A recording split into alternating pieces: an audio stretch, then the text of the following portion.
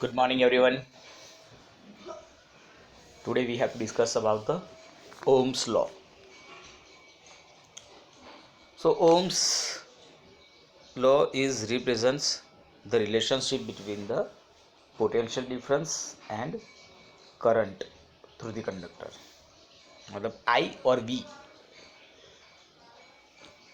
के बीच का रिलेशनशिप जो है उसको ओम्स ने एक्सप्लेन किया था। तो उसके रिगार्डिंग हमारे पास एक एक्टिविटी है और अगर ओम्स लॉ पूछा जाता है तो इसमें इस एक्टिविटी को एक्सप्लेन करना पड़ता है। ठीक है, मतलब ये एक्टिविटी एग्ज़ाम में आ सकती है। तो क्या है इसमें, तो हमें लेना है एक निक्रोम वायर का रेजिस्टेंस है जिसको यहाँ पर फिगर में आर से रिप्रेजेंट किया हुआ है। फिर है voltmeter which is connected parallel to the resistance, then ammeter, key and for cells, और otherwise you can also take variable battery. Variable battery में क्या होता है कि we can change the voltage, या तो फिर हम 4 अलग अलग सेल लेंगे और उनको 1 बाय 1 ऐड करते जाएंगे। मतलब पहले एक सेल कनेक्ट करेंगे, फिर 2 सेल करेंगे, फिर 3 सेल, फिर 4 सेल, और जो भी रिजल्ट्स आपको वोल्ट मीटर और ए मीटर में दिखाई देंगे वो यहाँ पर लिखेंगे। फर्स्ट कॉलम में आएगा आई मतलब करंट, सेकंड कॉलम में आएगा voltage, and the last column में आपको करना है इनका रेशियो, मतलब वी अपॉन आई फाइंड करना है। मतलब आप एक बैटरी लगाए, फिर देखें वोल्ट मीटर ए मीटर में क्या आता है, फिर 2 बैटरी लगाएं, फिर देखें, इस तरह से ये करते जाना है। ठीक है, and you will find that the ratio of V to I is constant, या तो नियरली कांस्टेंट होगा, मतलब उनका आंसर नियरली सेम आता होगा। And if you plot the graph v versus i का अगर आप ग्राफ प्लॉट करेंगे तो पता चलेगा कि इट इज़ स्ट्रेट लाइन। ये आपको स्ट्रेट लाइन में ग्राफ मिलेगा। It means that potential difference and current are directly proportional to each other. ये दोनों एक दूसरे के डायरेक्टली प्रोपोर्शनल में हैं। v इंक्रीज होगा तो i भी इंक्रीज होगा, v डिक्रीज होगा तो i भी डिक्रीज होगा। और इस रिलेशनशिप को जॉर्ज साइमन ओम ने एस्टेब्लिश किया था, जिसका कहा जाता है Ohm's law. So in this activity you will find that the approximately the same value of v upon I is obtained in each case. Thus v versus I graph is straight line that passes through the origin of the graph. We can see in the figure. So in 1827 a German scientist physicist George Simon Ohm found the relationship between the current I and flowing in a metallic wire and the potential difference across its terminal V. So we can say that V proportional to I. V और I दोनों एक दूसरे के proportional में हैं।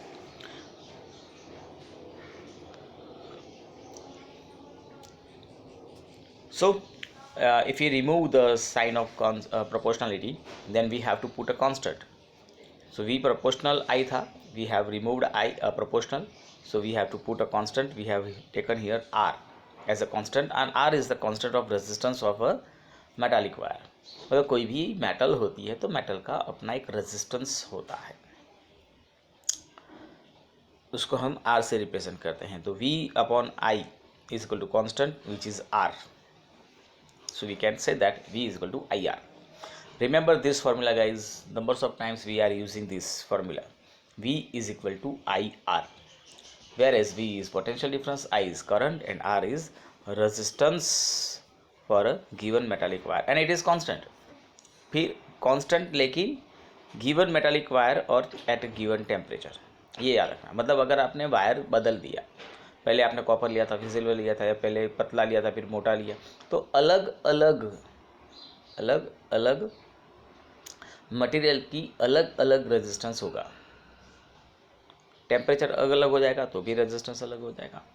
ठीक है, लेकिन हमें ये ध्यान में रखना है कि गिवन मटेरियल के लिए गिवन टेम्परेचर के ऊपर आर जो होता है वो कांस्टेंट रहता है। And it is the property of a conductor to resist the flow of charges. कोई भी कंडक्टर होगा तो कंडक्टर फ्लो को, जो चार्जेस का जो फ्लो हो रहा है उसको अपोज तो करेगा ही, और उसको अपोज करने की ही ये प्रॉपर्टी होती है जिसको हम कहते हैं resistance. So the SI unit is ohm, represented by the Greek letter omega according to Ohm's law. तो ये आप उसको प्रोनाउंस करेंगे ओम, हम ओमेगा नहीं बोलेंगे, ओम ही बोलेंगे। So by the study of the Ohm's law we can say that R is equal to V upon I। हमने देखा आगे V is equal to IR, V is equal to IR। तो अगर आप R शब्द ले लो तो बन जाएगा R is equal to V upon I। So if the potential difference across the two ends of a conductor is 1 volt and the current through it is 1 ampere, then the resistance R of the conductor is 1 ohm। समझो कि अगर कोई जो circuit है उसमें दो ends के बीच का पोटेंशियल डिफरेंस हमने 1 वोल्ट लिया हुआ है और उसमें से जो करंट फ्लो हो रहा है वो 1 एम्पियर है, तो हम ये कह सकते हैं कि उस मेटालिक वायर का रेजिस्टेंस जो होगा वो 1 ओम होगा। Means 1 ohm is equal to 1 volt per 1 ampere. 1 ohm is equal to 1 volt per 1 ampere. So I is equal to V upon R। I is equal to V upon R। So it is obvious from this equation that the current through a resistor is inversely proportional to resistance। हाँ, ये बात आपको ध्यान रखनी है। देखो V and I directly proportional में था, लेकिन I and R inversely proportional में है। मतलब जितना ज़्यादा रेजिस्टेंस होगा करंट उतना ही कम हो जाएगा। मतलब if you double the resistance current gets half, current जो है वो हाफ हो जाएगा। In many practical cases, it is necessary to increase or decrease the current in an electric circuit। अब होता ये है कि कई जगहों पर हमारे जो इलेक्ट्रिकल अप्लायंसेस होते हैं उनमें हमें करंट को इंक्रीज या डिक्रीज करना पड़ता है, but without changing the source of voltage. Voltage को चेंज नहीं करना है, सिर्फ करंट को चेंज करना है। अब V एंड I तो डायरेक्टली प्रोपोर्शनल में था, मतलब V चेंज होगा तो I चेंज होगा।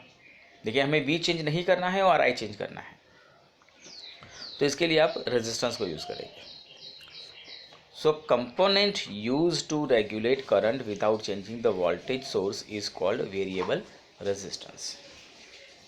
तो ये वेरिएबल रेजिस्टेंस होता है। मतलब जैसे आप देखो कि भाई आप जैसे मिक्सर चला रहे हो, मिक्सर में आपने देखा 1 2 3 ऐसे 3 स्विच दी हुई है। फर्स्ट के ऊपर आप देखो तो वो कम स्पीड में चलेगा, सेकंड उससे ज़्यादा, थर्ड उससे ज़्यादा। लेकिन आपने जो प्लग किया हुआ है वो तो सेम ही है, उसमें तो वोल्टेज सेम ही रहेगा, तो उसमें से करंट जो आएगा वो भी सेम ही आएगा। तो स्पीड क्यों चेंज हो जाती है? Because of resistance. उस मिक्सर के अंदर की जो सर्किट होगी वहाँ पर रेजिस्टेंस लगाए होंगे अलग अलग वैल्यूज़ के। 1 वाला जो होगा उसमें सबसे ज़्यादा होगा, सेकंड में उससे कम होगा, थर्ड में उससे कम होगा, तो वो करंट को कंट्रोल कर देंगे। So in an electric circuit, a device called rheostat is often used to change the resistance in the circuit। Electric circuit के अंदर रियोस्टेट नाम का एक कंपोनेंट आता है जिसको हम यूज़ करते हैं, जिसका वेरिएबल रेजिस्टेंस होता है। We will now study about electrical resistance of a conductor with the help of the following activity। We have given here one activity। इस एक्टिविटी में आपको क्या करना है कि ये आप you can see the figure. तो you can see there is a gap between X and Y. X और वाई के बीच में आपको गैप दिख रही है। उस गैप के अंदर आपको ये 3 जो कंपोनेंट्स दिए हैं, निक्रोम वायर लगाना है, फिर टॉर्च का बल्ब लगाना है, 10 वोल्ट का बल्ब लगाना है। ये तीनों कंपोनेंट्स 1 बाय 1 लगाने हैं और साथ में आपको एमीटर में करंट को मेज़र करना है। बैटरी अपनी है फिक्स रहेगी, मतलब वोल्टेज अपना फिक्स होगा, वोल्टेज फिक्स रहेगा, ठीक है। तो आप यहाँ पर इस तरह के अलग अलग कंपोनेंट्स लगाओगे तो देखोगे कि हर बार आपको करंट जो है वो अलग मिल रहा है। In this activity we observe that current is different for the different components. ऐसा क्यों हुआ? क्योंकि ये जो कंपोनेंट्स होते हैं, जैसे हमने निक्रोम वायर लिया, ये बल्ब है दोनों, तो उनका अपना अपना रेजिस्टेंस होता है। हर एक कंपोनेंट के अंदर ये एक रेजिस्टेंस पावर होता है कि जो इलेक्ट्रॉन के फ्लो को अपोज करे। तो certain components offer an easy path for the flow of electric current while others resist the flow. कुछ ऐसे होते हैं जो इजीली इलेक्ट्रॉन्स को मूव करने देते हैं, कुछ ऐसे होते हैं जो उनको रोकते हैं। And you know the motions of electrons in an electric circuit constitute an electric current. तो इलेक्ट्रॉन्स का फ्लो ही हमारे लिए करंट है। अब उसी को कोई अपोज कर रहा है तो करंट आपका कम हो जाएगा, ठीक है। So the electrons however are not completely free to move within a conductor, they are restrained by the attraction of atoms among which they move. Thus motion of electron through a conductor is retarded by its resistance. अब देखो electron है और metal है, तो metal के अंदर free electrons होते हैं, लेकिन वो 100% फ्री नहीं हो जाते हैं। उनके ऊपर एटम का अट्रैक्शन फोर्स होता है, जिसकी वजह से होगा ये कि कंप्लीटली फ्रीली वो मूव नहीं कर पाते हैं, और इसी का एक रेजिस्टेंस लगता है। So component of a given size that offers a low resistance is called good conductor. ऐसा कोई मटेरियल जो इजी इलेक्ट्रॉन को मूव करने दे उसको आप कहेंगे good conductor. And a conductor having some appreciable resistance is called resistor. A component of identical size of that offers a higher resistance is poor conductor. अगर higher resistance apply करता है तो वो पुअर कंडक्टर कंसिडर किया जाएगा। An insulator of the same size offers even high resistance. तो आपके पास good conductor हैं जो इजीली इलेक्ट्रॉन को रिसीव करते हैं, पुअर कंडक्टर्स हैं जो थोड़ा थोड़ा करने दें, और इंसुलेटर्स बिल्कुल करंट को वो पास होने नहीं देते हैं, ठीक है। चलो यहाँ तक रखते हैं। Factors on which the resistance of conductor depends जो है वो नेक्स्ट टाइम देखेंगे अपन।